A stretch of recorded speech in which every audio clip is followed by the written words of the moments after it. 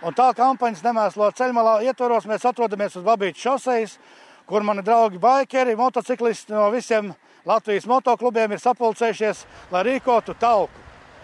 Jo motociklisti ir ļoti neaizsargāti satiksmes dalībnieki, un ja kāds izmet no mašīnas kaut ko uz ceļa, tas ļoti apdraud motociklistus.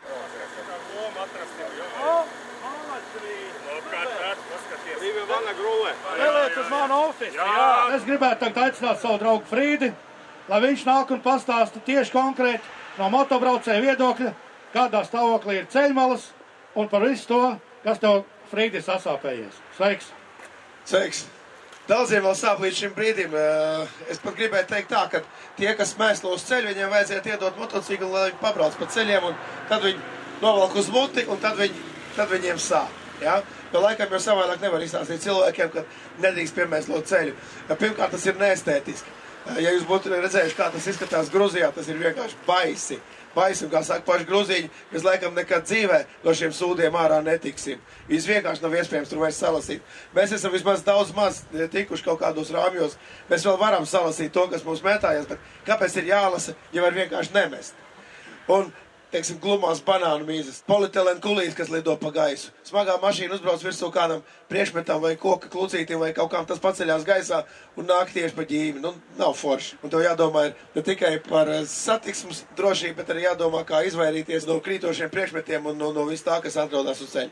Tā kā lūdzu nemēslojam ceļmalā, un starp rokeriem būs noteikti vairāk cilvēki, kas staigās nesaskrambāti.